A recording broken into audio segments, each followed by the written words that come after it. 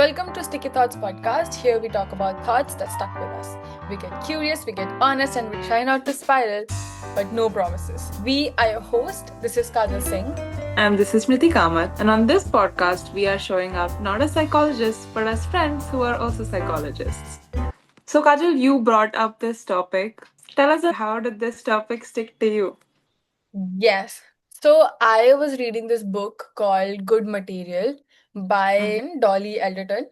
So you could say that you should not judge a book by its cover, but the cover was very attractive. It was yellow and red, so it was right at your face. So I really liked the cover actually, and one of the influencers recommended reading it. As I started with it, I was completely hooked. It's about a man trying to get over a breakup. What I got from the book was that a lot about his journey of getting over the breakup included him seeking closure of the breakup, of why it happened.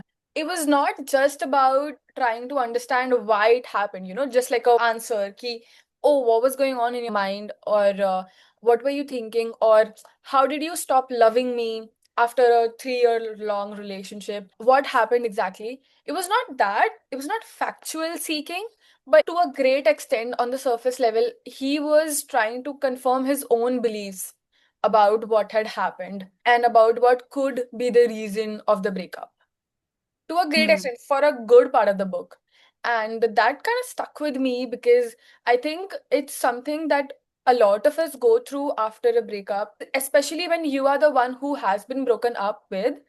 So it's very difficult because you kind of did not see this coming. You might have missed the signs that your partner must have given to you, or maybe it was actually abrupt for you, out of nowhere.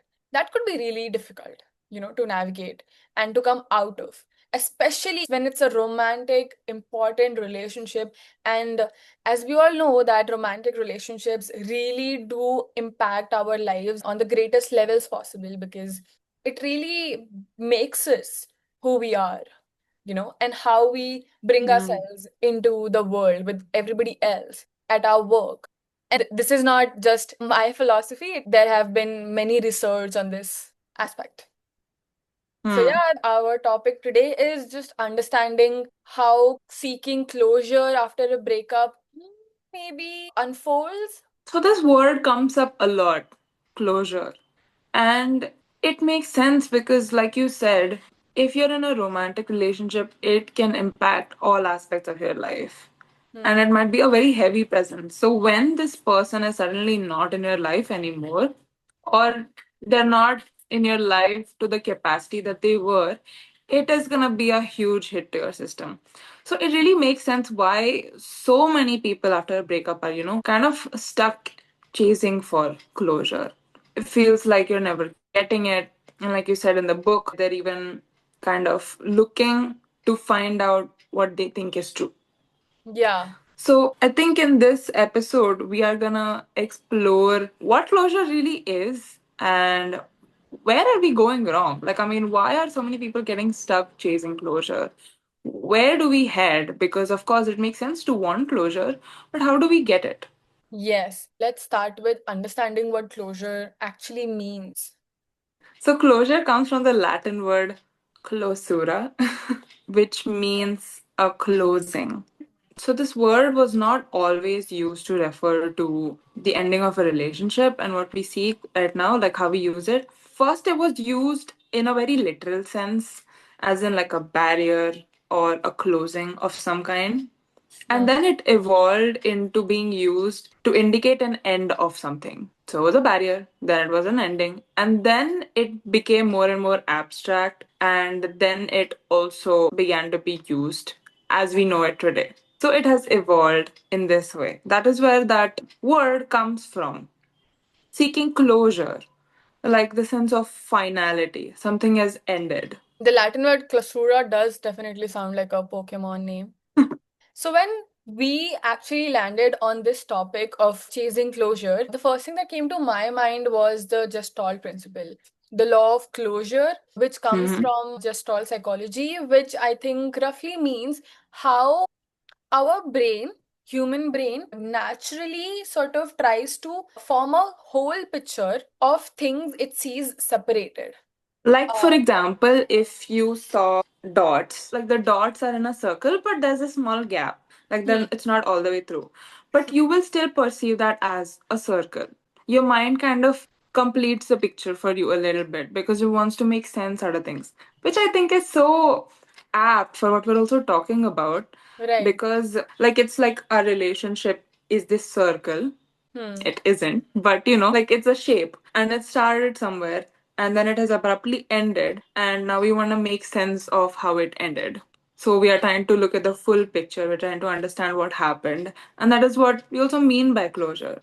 Yes, exactly. And for closure, it could be a different circle, different incomplete circle with gaps, which we are trying to, Fail. yeah, filling meaningful understanding of what happened. So we have a full closure of a full circle that we can make sense of. Now, closure as we know it is this comforting and satisfying sense of finality we get after the end of a relationship. This can also relate to friendships, but on this episode, we're gonna mainly focus on romantic relationships breaking up. So closure can be seen as when you feel comfortable about the way things ended or the way things transpired, if it makes sense to you.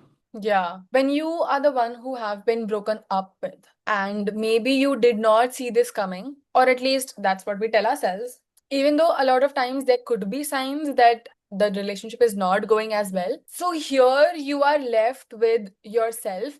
Maybe I think, hopefully, for a lot of relationships, the partner who is ending things do tell you, do give you reasons about why they think things are not working out, or why they want to, move out of the relationship and, move on. But a lot of times, what happens is that we don't feel satisfied with that answer or that explanation. That could mainly come from a place where it is coming out of nowhere to us. So we're not ready. We're not accepting here of any information that's coming from the other side. We are kind of, struck ki, oh, this has happened.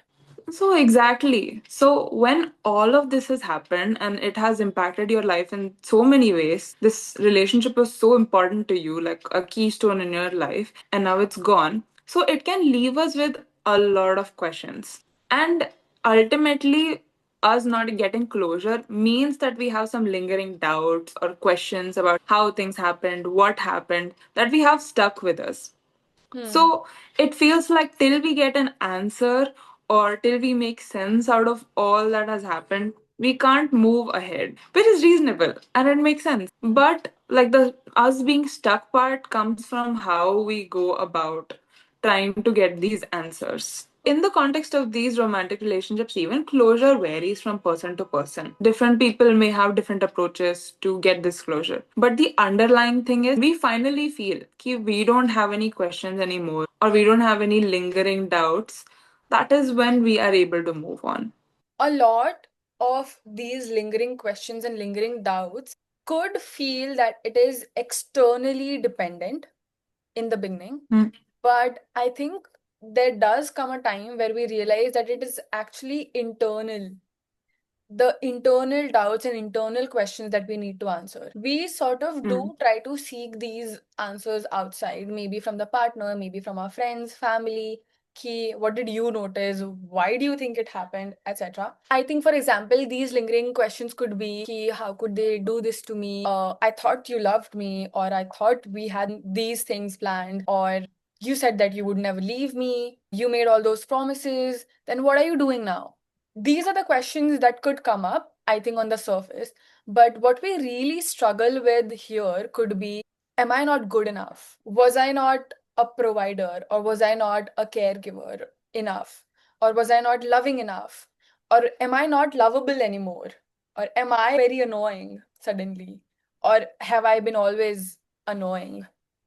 I think those are the questions that actually pops up inside of us, because after, every breakup, we are met with all the memories from the past of all the times that we have ever been rejected. This line Hmm. is very much influenced from the book that I was reading, but it really stuck with me. Oh my god, this is so special. This realization and the way the author put it into words in the book was really good, really special, because it is actually very true. You are reminded of all the times that you were rejected, that you felt not enough, that you felt like a failure, that you failed somewhere. It makes you a child again, very vulnerable again. Of course, the responsibility of you getting over this and you processing this may not fall onto your partner. A lot of time we do think the onus falls onto the partner, but that's not true. And I think this is the natural flow journey of breakup, which should be respected, I'm guessing. Kyuki, the first phase where there is denial, where there is lots of doubts, maybe blaming, sadness, and the surface level questions that we talked about, the external questions of how could they do this to me, I think all of that is quite natural. And then you evolve into maybe reflecting internally, where you might realize ki, oh, this is what's actually coming up for me. So, exactly, like you said, when all of these questions come up for you, you said you're never gonna leave me. How can you do this to me? So, all of these questions make you see your ex partner in a completely different light. Ki, you almost feel betrayed. Not almost, I think you feel betrayed by this. If you were the one who were left, if you didn't see it coming, if you didn't think that's when they were gonna kind of leave. So you question everything that they ever said, that they ever did. And I think that what one of the major parts of this loss is not just of the relationship and the person that you are not gonna be with anymore, but also the loss of yourself, who you were when you were with them. I think it makes you question your worth, your identity. The end of a relationship, the end of a romantic relationship, and we are guessing this romantic relationship at least lasted for over a year. It is not just end of you guys hanging out anymore. It's also sort of end of your own personality that you had with that person. Your whole being that you were with that person and how they were to you. That is going to end now. The idea that you had of yourself, of the way that you were with them, the ways that you behaved, the way you talked, the way you showed up, all the things you were doing that you thought was helping the relationship in some capacity at least, kind of now has become maybe nothing. It Yeah. doesn't make sense anymore. It's all bogus now. matlab It's all nothing now. So that is very painful to experience. It also, like you said, changes your perspective of the person now. You rethink all the things that they have said, all the things, all the ways that they have been with you. You sort of start to question all of that, especially the later part of the relationship, closer to the breakup. Because now what you had in your mind, your interpretation of their actions, is not aligning with the situation that you have in front of you right now. Hmm. So I think that is also another very difficult aspect of breakup to Hmm. navigate. I mean, it really makes you question everything that is going on. And Hmm. yeah, and it makes all the sense that you want to make all the efforts into understanding what's going on. But again, this understanding is understanding of your own internal process instead of understanding why it happened. Because maybe here, I think we are supposing that you were given some reason that your partner broke up with you. But that reason is just not settling with you because it does not answer all of these questions. Of course, because of all the things you said, it makes sense that we would have these lingering questions. But I think that in our quest for closure, top kind of mistake that we make is going to ask the person who left us these questions.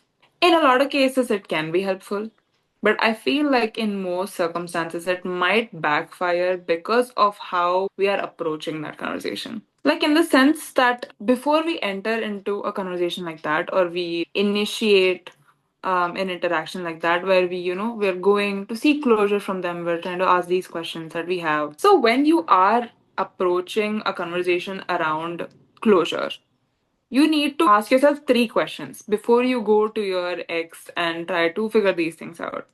First thing is, okay, what do you want to hear? Is there something specific that you want to hear from them? The second one is, are you really open to hearing what they have to say? And the third one is, do you really want to know what they think, or do you have something in mind and you kind of want them to confirm your belief? Almost brutal, but very, very important questions to ask, actually. So, like, for example, what if you go to them and you don't hear what you want to hear? Like, what if they tell you something that's really going to break your heart? And maybe that is the truth, maybe that is not. But are you ready to listen to what they have to say? I think what is it that they could say which will not break your heart? Yeah, kind of. And I think that one of the biggest things when we were discussing this whole topic, and which really stood out to me the most, spoiler on the stickiest thought from me from this episode, I think what stood out to me was that when we are approaching a conversation like this, because obviously you have been so close to this person, you have been together for I don't know how much ever long period of time. You both were probably the closest person to each other. So you were vulnerable with each other, maybe honest with each other. And when you end things and you go for that closure conversation, somewhere I think we are still expecting that level of closeness to be there. We expect them to respond to our questions the way they would have when we were together. We expect them to be vulnerable with us, honest with us, show up with all their feelings and emotions. But the thing is that that space is not there anymore, and they might not. And they might not be as honest because they also don't owe it to you anymore. As harsh as that is, that's so harsh, that's so sad. But if they are the one who ended things, or even if you are the one who ended things, it's like you both don't want to be in that space anymore. You both have decided, or one person has decided, you don't want to be together anymore. So if they're in a place where they're already done, they're, in the place where they don't want to connect anymore, they're not going to meet you there for whatever reasons. Maybe they have moved on, maybe it's too painful for them to do that. So, somewhere when we go approach the person seeking closure, we're also kind of not considering the fact that it's not very realistic. And I think a lot of places where I've seen people get stuck in this quest for closure is ki even if you go and ask your questions and the person told you whatever they had to say, you also don't want to accept it because you also feel like sometimes maybe they're lying. You feel like they're not being honest. You feel like you know what happened and they're not agreeing to you. And you know what? Sometimes maybe that is true. Like maybe they don't see it yet the way you do, or maybe they know it but they don't want to accept it to you. That is also possible. But the thing is, we can't keep chasing their agreement of our experience of it because they just don't owe it to us anymore. They're not in a relationship with us anymore, and they're not gonna connect with us the same way. And I think a lot of times that's what keeps many of us stuck, feeling like we want that validation from them, which they might not give us anymore. It's very sad and very heartbreaking. But then, yeah. Yeah, that is quite sad but true. You know, when your partner has broken up with you, they might have their dotted circle sort of closed because they don't need that closure anymore because they have already filled in the gaps. They know what they're doing. At least they think they know what they're doing. So they have their circle sort of closed. And it's only you who have gaps in the circle and you are trying to fill in those gaps. But yeah, just like you said, they don't owe it to you anymore to close those gaps for you. Even if they might want to, they might actually also show up, they might also try to explain themselves, explain the situation in the best way possible, but it's only you who can actually close that gap. Even if they are giving something to you, unless you are actually receiving of it, and unless you realize that you have no other choice but to reflect within and Hmm. ask all of those questions to yourself and spend time Hmm. with yourself, sit with the fact that this has happened, they can't actually close it for you. Exactly. Yeah, and I think the way you put it was really, I mean, when we were discussing it and you brought this point up, it was really beautiful. I think the way you said it, how the partner is not coming from a place of connection because they have already disconnected themselves. They have disconnected themselves from within, emotionally. from the relationship. And then also when they said that they want to break up the relationship, so they have also expressed it verbally, and all the physical means of not being in contact or not being in vicinity, all of those ways are to tell that they have disconnected from the relationship. And it's heartbreaking but really unrealistic to expect them to come as they used to, show up as they Exactly. used to, because that is kind of the whole point, right? They're not able to do that anymore, and that's why they had to break up the relationship. Yeah. Think accepting that could be one of the most difficult parts and also kind of the key stepping stone to closure, because I think the moment we stop expecting this person to be honest with us, just be honest with us and be vulnerable and just tell us what we want to hear. And sometimes they might also be honest and it might actually really shatter us. So that is why it's also important to consider, like we discussed, are you really open to accepting what they have to say? Hmm. And it's totally fine if at the moment you're not, Hmm. but going and asking them these questions, maybe especially when you haven't found a lot of closure by yourself, can just, also maybe set you back a little bit because they might say something that might really hurt you. I mean, of course, sometimes it might also help you move forward, Hmm. knowing the truth. The truth will set you free. But it is really important to check in with yourself and see if you're in that position so that you don't put yourself in the way of this further heartbreak when you are not ready. And I think a lot of times there might be a very logical reason for you guys to break up. Maybe you are moving to different places, different countries, and you can't do long distance. So maybe that is one logical reason. Maybe your goals don't align. Maybe it's culturally very complicated. Maybe it does not make sense economically. But a lot of times it is really abstract. Few of the most very difficult breakup scenarios to navigate are when they say ki they have just fallen out of love. I think especially when this happens, your mind runs into places where, oh, so do they love somebody else? But what if they don't love anybody and they have just fallen out of love from this relationship? Yeah. They just find themselves not wanting to be involved in your life anymore Hmm. for various other little things. And Hmm. I think how you perceive that can also be based on your attachment style, because just briefly want to touch on that because I mean that's such an abstract reasoning that really the gestalt in your brain is going wild because you're like, now I need to make sense of this. That's so abstract, it doesn't make sense at all. So Hmm. how do I fill in the gaps? Is it that I was not enough? Was it that I fell short somewhere? What are some things I could have done? What do I need to do for this to not happen in the future? Because we don't have that belief कि we are fine as is and this person fell out of love. And of course, I'm not talking about places where there was actually maybe miscommunication or misunderstandings in the way you actually did not work on the relationship, which I think could also be true a lot of times is. But in the case that maybe it's a vague reason, as vague of a reason as they fell out of love, then if you feel secure in your worth, your value as a person, then your mind wouldn't really go there as much because you would know that you've done things. I mean, like you are established in your value. You knew your value in the relationship. You know your value outside of the relationship. So you're not gonna spiral as much because you are secure in your worth. But when that's not all of our issues, like you mentioned before, all the rejections come up, all our insecurities come up at the same time, all kind of like competing to fill in those gaps.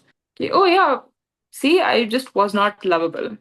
Yeah, that's very true. Of course, your support system, your self-esteem, your own image of yourself does play a role on how you process a relationship or just any crisis situation, you know? And a Mm, breakup is a crisis situation. Is it? yeah, Right? It is a he personal kind of crisis. is, yeah. Yeah, it is a personal crisis. And that can be really difficult. Even if you have all of this in place, it can still be a painful process. But if you have the resources, so again, when we talk about resources and when we talk about self-esteem, we're not talking about, let's say, false image that you want to put forward, where you want to come across as somebody confident, somebody very secure, somebody who has their things sorted. But it's about having a healthy relationship with your parents, having a healthy relationship with your family, your friends, which could be quite rare. And even maybe if you did not have it in your childhood, but growing up, you were able to build the resources, then that will also be really helpful. But otherwise, if you had difficult years growing up, then it is going to be even more difficult for you to process a situation like this, which is going to be true for any kind of crisis, actually. Okay. So now that we have talked about what kind of not to do when it comes to closure and where all the potholes might be when we're, let's talk about what to do. How can we put our best foot forward when we are trying to go towards closure? What can we do? I think the first thing is to reach out to talk respectfully to your ex partner, because even though all of the things we mentioned, of course, communication is still key. And it's just really important that we check in with ourselves about the three questions that I mentioned before, and all the things. Key, are you really in a space to hear what they have to say? Do you feel like they will be open to respectfully communicating? Is it going to be worthwhile? What are you trying to get out of this conversation? When you have a clarity about all of these things, it can be really helpful to go and talk about it with them so that whatever gaps they can fill for you, you get that. The second one is, while you're also approaching them to get these answers, also to kind of accept that you may not get all the answers. You may not get all the answers that you want, and you may also not get all the answers that they can give to you because they may not feel comfortable being that vulnerable with you. Yeah. And if your questions are around, was I not good enough? Am I unlovable? Why do you not love me anymore? Nobody has answers for those questions because, again, these are the questions that you need to navigate with your own self. And it's not ask yourself why you're not good enough, but ask yourself where this is coming from, really. hmm I feel like maybe even if that question is valid, not the why am I not lovable, you are lovable, but about where this went wrong, or, why don't you love me anymore? Maybe there is an explanation to that, because maybe at some point your relationship took a turn where it wasn't supporting both of you anymore, and maybe there were misunderstanding, things were gaps in your connection. And that is, if it's safe for you to explore that with them, then you can have that conversation. But if they're not in that space, if you are not in that space, if you Yeah. don't want to hear from them about your mistakes, or if it's going to just become like this blame game when you end up talking to them, then it's just not going to be constructive and it will hurt both of you. True. And I think with this suggestion of accepting that you might not get all the answers, it is again the reminder you are coming from a place of seeking connection or seeking understanding of the connection, but they are not. The third one is to self reflect. So, of course, take some time to think about it yourself, where this is coming from, all the answers that you seek from them. Also, ask those questions to yourself and try to be as honest as possible. Let yourself grieve the loss, let yourself go through all of that, and then also sit with yourself and think about where this went wrong. Like, were we actually never compatible? Were there things I was not seeing? Were there mistakes that I made? What can I do better? Not, don't ask yourself what mistakes I made in the sense of trying to beat yourself up for it, but to try to see how it went and where maybe we can improve in our relationship patterns. Fourth point is to, of course, rely on your support system. Talk to everybody but them. Talk to people who can actually be vulnerable with you, be honest with you, ask them what they think, get their opinions. That can actually really help process things with them, really rely on them. And of course, there's going to be so many gaps in your life now where this person maybe was fitting into. So, really try to be with more people. I mean, not romantically, be with more people like your friends, your family, fill them in those gaps so that you don't feel as lonely, because the loneliness is kind of natural because there was a person that's not there anymore. And fifth is, you really don't have to do this alone. talk to a professional.